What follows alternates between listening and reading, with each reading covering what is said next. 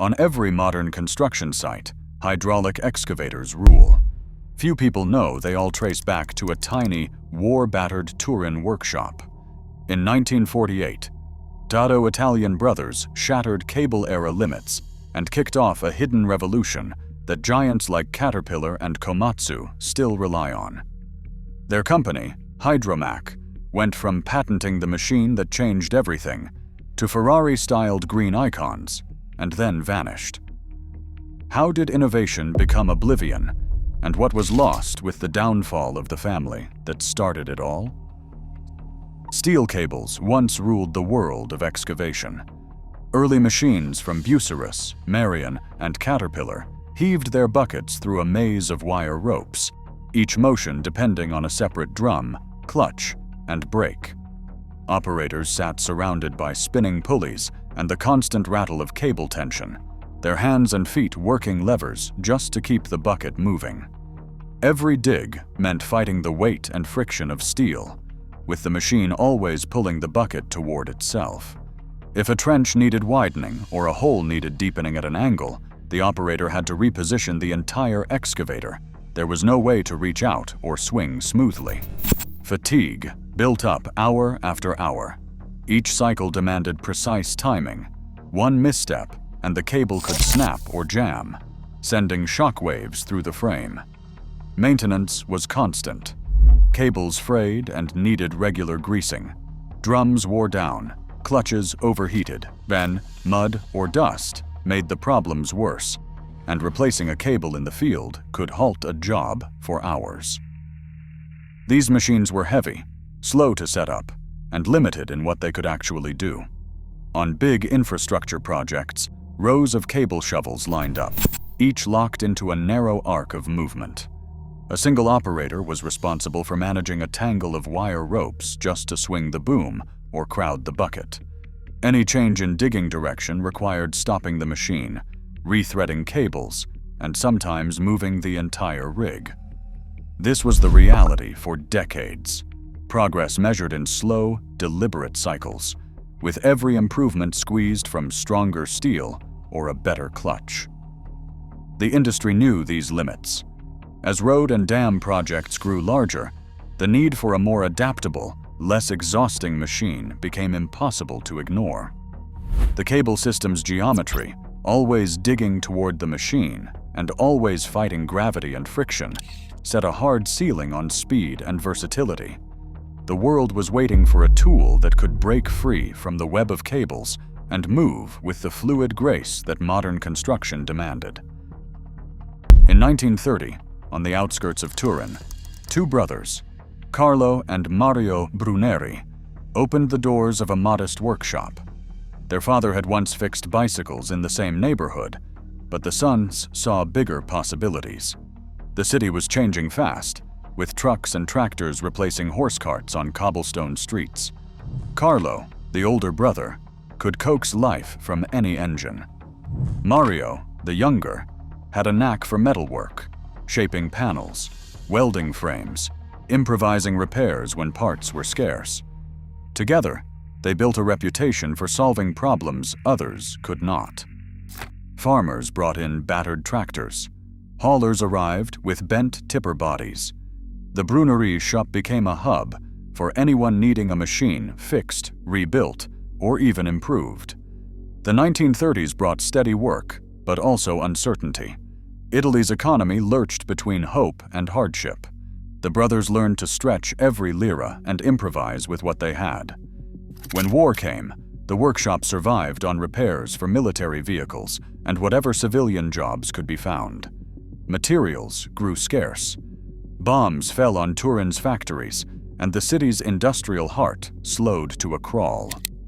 For a time, even finding fuel or steel became a daily struggle. The Bruneri brothers kept their doors open, patching together old machines, waiting for the world to start building again.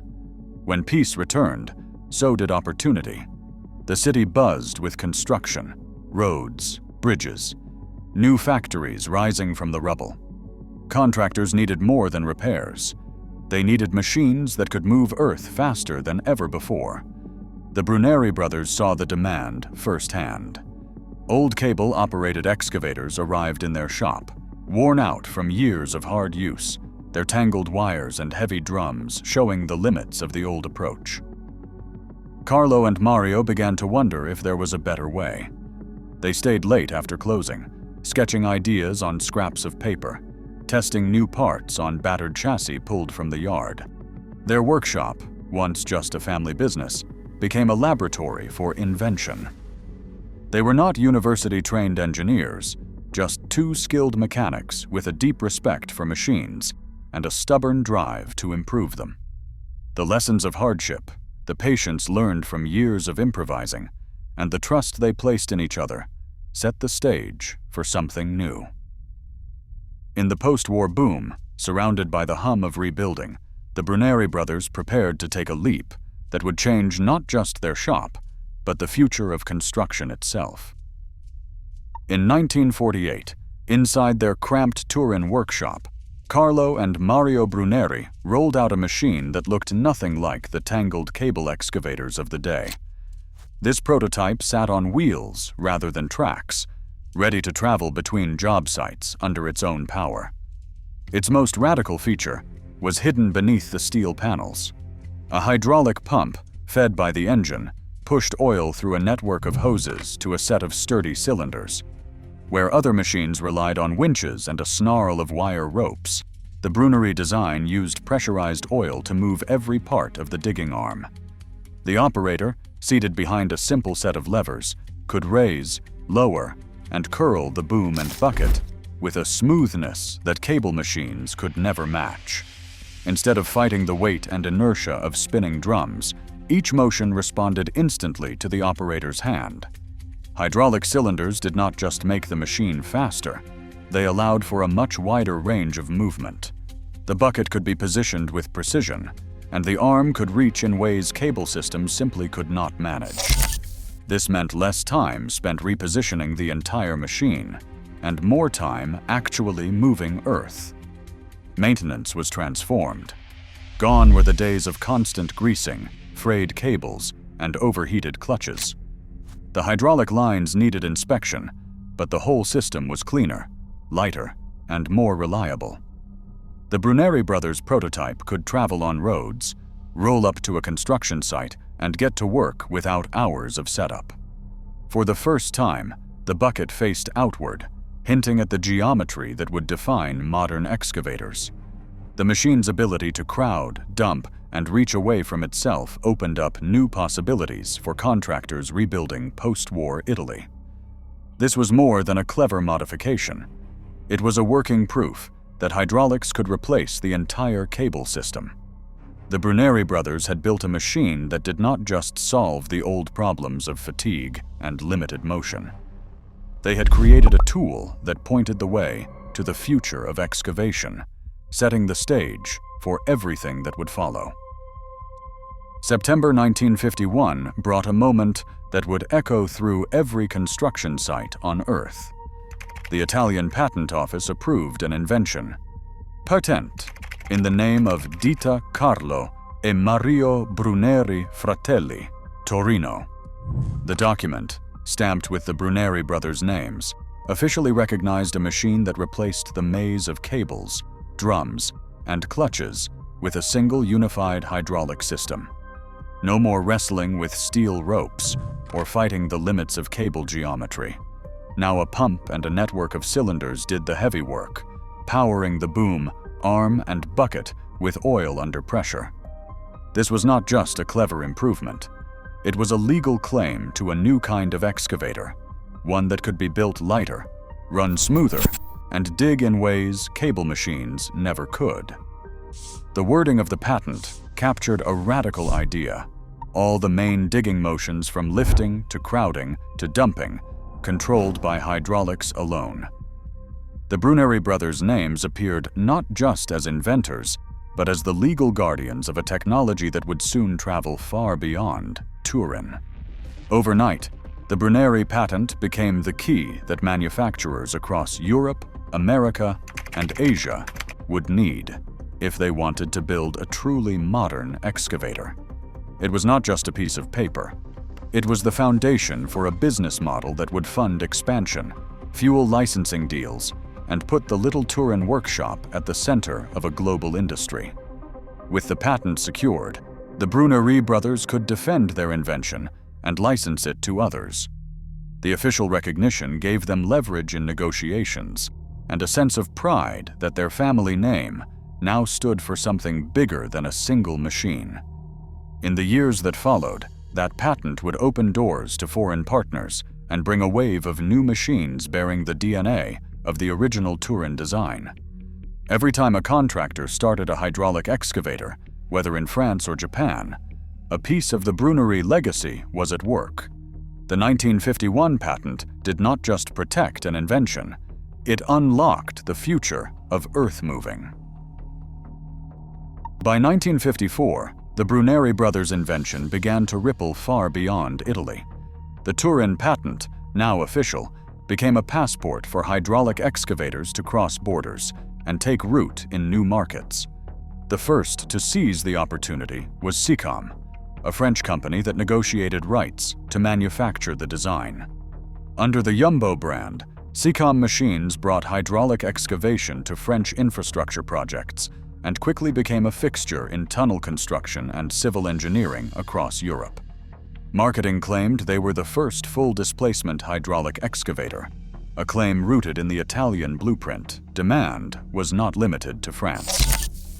In the United States, Drott Manufacturing secured a license and adapted the hydraulic concept for American contractors eager to leave cable systems behind.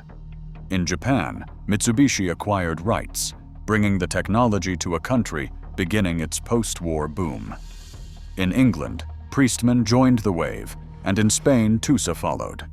Each manufacturer tailored the Bruneri system to local needs, sometimes changing engines, sometimes modifying the undercarriage, but always keeping the core hydraulic DNA intact. These licensing agreements were more than contracts. For the Bruneri workshop, they provided a steady stream of revenue that funded expansion and allowed the brothers to invest in better facilities and more workers back home in Turin. For the licensees, the deal unlocked a shortcut to modern excavation without years of costly development. The machines began to look different from country to country, but inside the principle was the same. Oil under pressure, not cables and winches, did the heavy lifting. Within a decade, the Bruneri design had become a quiet standard, shaping how Earth was moved from Paris to Tokyo, from American highways to Spanish construction sites. The world was hungry for faster, smoother, more reliable machines, and the licensing wave showed how quickly a good idea could go global. The little workshop in Turin had started a chain reaction that would soon lead to even greater technical leaps and a new era in construction. In 1957, a new feature took center stage on the factory floor in Turin, continuous 360-degree et-lu. For the first time, an excavator's upper body could spin in a full circle, untethered by the stops and starts of earlier designs. The operator no longer had to reposition the entire machine to change digging direction. A hydraulic motor paired with a robust slewing ring let the boom and bucket reach any point around the chassis with a flick of the wrist. This was not just a technical upgrade, it redefined what an excavator could do on a crowded job site. Contractors could dig, swing, and dump in a single smooth motion, working faster and safer in tight spaces.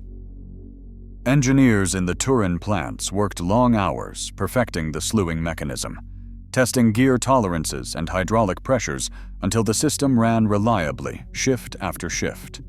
Operators who had spent years fighting the old limitations found themselves covering more ground with less effort. The machines began to earn a reputation for agility and control, and word spread through construction crews across Italy and beyond. Production numbers climbed steadily. By September 1963, the plant gates opened for a celebration. The 1,000th hydraulic excavator rolled off the assembly line. Workers gathered around the finished machine, its paint still gleaming, proud of what their hands and minds had built. Some had been there since the days of tipper trucks and war repairs. Now they watched as their efforts helped transform an entire industry. The milestone was not just a number.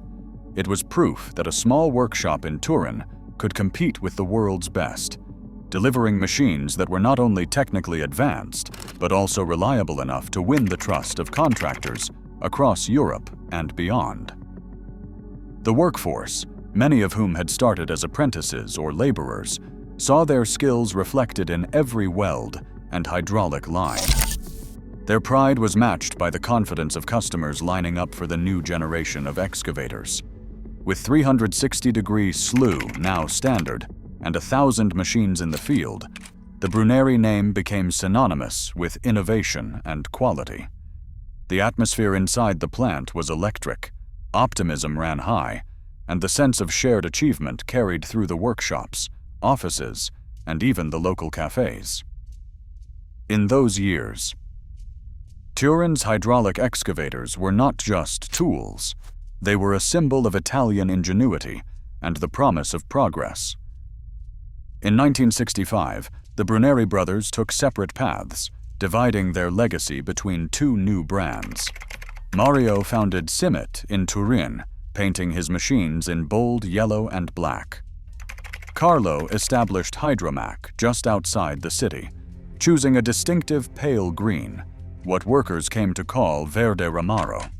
Each brother carried forward the spirit of the original workshop, but their ambitions now ran in parallel. Simit pushed for technical innovation, developing specialized booms and tunnel machines that caught the attention of heavy industry. Hydromac, under Carlo, focused on a broad product range and export growth, building on the proven reliability of their hydraulic designs.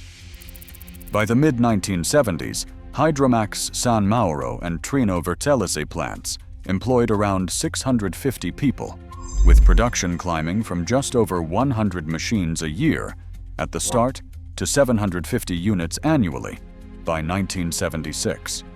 Assembly lines turned out both wheeled and tracked excavators, each one destined for construction sites across Europe, Africa, the Middle East, and even South America. Export maps in the office showed 27 countries, with pins stretching from Scandinavia to Argentina. Hydromac's flexibility became a selling point. Buyers could order machines fitted with Fiat, Perkins, Deutz, Scania, or Rolls-Royce engines, depending on local preference and fuel quality. This adaptability made the green machines a familiar sight on projects as diverse as British motorways and Libyan desert pipelines. Simit, meanwhile, earned a reputation for technical daring. In 1969, Fiat acquired Simit, folding it into its growing earth-moving division and giving the brand access to deeper resources. The yellow and black machines continued to appear on high-profile jobs, their unique arm geometries setting them apart from more conventional rivals. For a brief period, both branches of the Bruneri family business thrived. The factories buzzed with activity, and the Hydromac name became synonymous with Italian engineering abroad. Workers took pride in seeing their machines shipped out in long convoys, bound for distant markets. The split that once threatened to weaken the family's legacy instead fueled a commercial peak, one defined by color, scale, and a belief that Turin's ingenuity could compete with the world's best. In the late 1970s, Hydromac set out to do something no other excavator maker dared: bring Italian sports car glamour to the construction site. The company approached Sergio Pininfarina, the man already legendary for shaping Ferraris and Alfa Romeos, and asked him to reimagine the very look of earth-moving machinery. Pininfarina's team did not just tweak a few lines. They drafted cabs that looked like they belonged in a science fiction film. The result was the capsule cab, a sweeping aerodynamic pod of curved glass and flowing steel, perched atop the hulking green body of the H180 and H200 models. These cabs did more than stand out. They stopped people in their tracks. Posters of Hydromac's new machines hung in Turin showrooms next to Testarossas, their Verde Romaro paint gleaming under showroom lights. The rounded windscreen wrapped around the operator, offering a panoramic view, but it also introduced a new quirk. At certain angles, the glass bent light in odd ways, causing subtle distortion that operators had to adjust to. For some, it felt like piloting a spaceship. For others, it was a bold experiment that pushed the boundaries of what heavy equipment could be. While Caterpillar and Komatsu stuck to boxy utilitarian cabs, Hydromac's Pininfarina-styled excavators looked like nothing else on the market. Every line, every curve was a gamble, an audacious bet that style and identity could matter as much as raw power. For a brief moment, Italian engineering and design collided, and the world's most beautiful excavator rolled off the line in Turin. Hydromac's ambitions were written in steel and glass, but measured in tonnage and reach. At the top end, the H270 entered the heavyweight contest, weighing in at 27 tons, directly challenging the Caterpillar 225 and Komatsu PC300, both industry benchmarks for power and reliability on major infrastructure projects. The H270 offered a robust digging force and a spacious operator cab, while its competitors relied on massive dealer networks and decades of brand loyalty. Hydromac's trump card was flexibility. Buyers could choose Scania, Perkins, or Deutz engines, tailoring the machine to local fuel and service realities. Caterpillar stuck with its own diesel engines, and Komatsu with in-house power plants, betting that standardization would win the global race. On the opposite end, the H20 mini excavator carved a niche in tight urban sites where space was at a premium. At just 1.7 tons, it landed in the same class as Yanmar and Kubota minis that were already reshaping city construction in Japan and Europe. Hydromac's approach blended rugged Italian hydraulics with compact dimensions, offering contractors a machine that could slip through alleyways yet still deliver serious breakout force. The H20's rivals, especially from Japan, boasted refined controls and a reputation for bulletproof reliability, making every sale a hard-won battle. Between these extremes, Hydromac maintained a full spectrum of models, each calibrated to a different job site and buyer. This broad lineup let the company compete on multiple fronts: heavy civil works, urban renewal, and export markets. But it also exposed Hydromac to a crossfire of global competition. Every new model from Komatsu or Caterpillar meant another front to defend, another price list to match, and another test of whether Italian design and adaptability could outlast the economies of scale from America and Japan. By the early 1980s, a new threat loomed over every European excavator maker. Japanese brands like Komatsu and Hitachi, soon joined by Korean challengers, began shipping hydraulic excavators into Europe and the Middle East at prices that stunned dealers and buyers alike. Their machines, built in enormous factories, came in 20 to 30% below what Hydromac could offer, even before discounts. Contractors who once ordered Italian green for reliability and style now crunched numbers and found themselves drawn to the promise of lower upfront costs and easier financing. Hydromac's export sales slipped as buyers in Scandinavia, Britain, and North Africa switched to Asian imports. The pressure was relentless. Every quote, every tender, every dealer meeting turned into a battle over price, with Hydromac's managers forced to defend the value of Italian engineering against a tide of cheaper alternatives. The company's leadership searched for answers. In 1983, Hydromac was acquired by the Riviere Group, an industrial conglomerate with interests in finance and manufacturing. The hope was that new capital would help Hydromac scale up, drive costs down, and invest in product development to match the speed of their Asian rivals.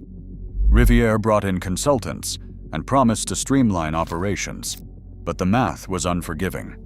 No matter how efficiently the San Mauro and Trino Vercellese plants ran, the economies of scale enjoyed by Komatsu and Hitachi kept pushing the price gap wider. Hydromac's sales teams redoubled their efforts, touting the flexibility of engine choices and the prestige of Pininfarina cabs. But the reality on job sites was changing. More and more, the Verde Romaro green machines found themselves outnumbered, their place on the world stage threatened by a wave of competition that did not care about heritage or design. The future of Hydromac now rested on whether Riviere's resources could buy enough time to turn the tide. By the mid-1990s, the world of construction equipment had narrowed to a brutal contest between giants. Caterpillar and Komatsu controlled nearly 60% of the global excavator market, their yellow and blue machines crowding out rivals on every continent. In Europe, the effects of a deep recession rippled through building sites and factory towns. Orders dried up, credit lines vanished. For Hydromac, the pressure was relentless. The San Mauro and Trino Vercellese plants, once alive with the clang of steel and the whir of hydraulic pumps, grew quiet. Rows of unfinished machines sat idle, waiting for buyers who never came. Inside the offices, managers reviewed balance sheets that grew redder by the month. The workforce, which had once numbered in the hundreds, faced wave after wave of layoffs. Skilled welders, machinists, and assembly workers, some with decades at Hydromac, received notice that their jobs were ending. Union meetings stretched late into the night, but there were no easy answers. The old promise of Italian engineering, the pride of Verde Romaro paint, could not compete with the scale and pricing power of the new duopoly. In 1996, after 48 years of building hydraulic excavators, Hydromac's Italian operations ceased for good. The factory gates closed for the last time. Tools were packed away, and the hum of the production lines faded into silence. For the families of San Mauro and Trino, the loss was more than economic. It was the end of a story that began with two brothers in a Turin workshop. That story had once changed how the world moved Earth, and now it was reduced to memories and a handful of green machines left scattered across second-hand yards. In Argentina, the Hydromac name found a second life. Long before the collapse in Italy, Argentine importers had been bringing Hydromac excavators across the Atlantic since 1977, drawn by their rugged build and the promise of Italian hydraulics. As the 1990s wore on and the San Mauro plant in Turin went quiet, a group of Buenos Aires entrepreneurs saw a rare opening. In 1997, after months of negotiation, they secured the full intellectual property rights, engineering drawings, and manufacturing tooling from the Italian liquidators. The deal included not just the Hydromac brand, but the core designs that had once set the machines apart, patents, molds, and technical files packed into shipping containers bound for South America. The new owners established Hydromac Máquinas S.A. in Don Torquato, just north of Buenos Aires. Former importers now became manufacturers, assembling machines with the same Verde Romaro paint and familiar hydraulic systems, but adapted for local conditions. The plant started by building from the original Italian blueprints, hiring Argentine engineers and welders who learned to read the old Turin diagrams. They sourced engines and pumps from regional suppliers, tweaking the machines to handle the dust and heat of the Pampas. What began as a rescue mission quickly became a transformation. Hydromac, once a casualty of European market forces, was now reborn as a South American builder. The transfer of rights and tooling did not just preserve the Bruneri legacy, it gave it a new home and a fresh start on the other side of the world.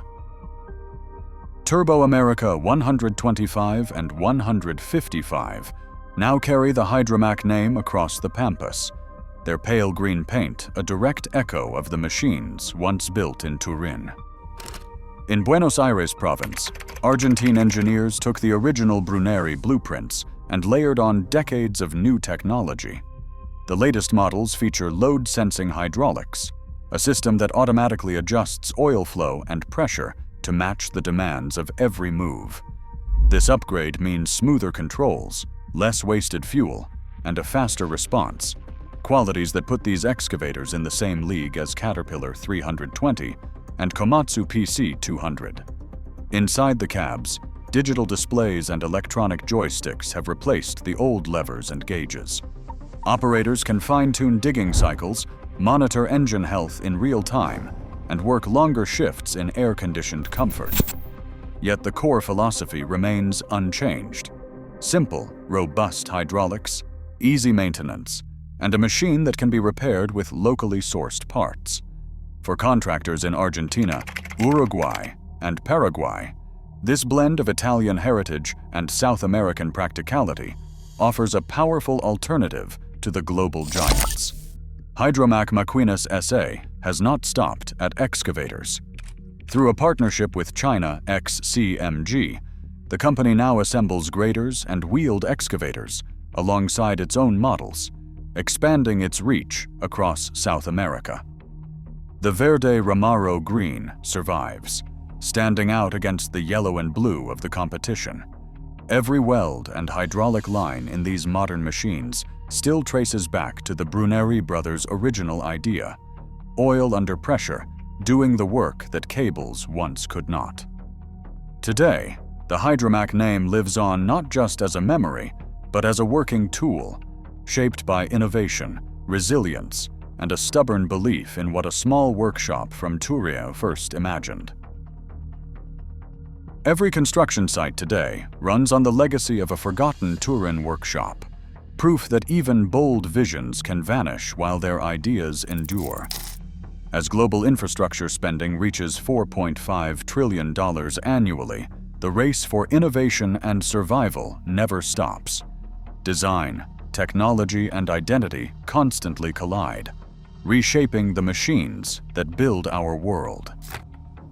In the end, real revolutions rarely wear the names of their inventors. Thanks for watching. Let me know what surprised you most in the comments.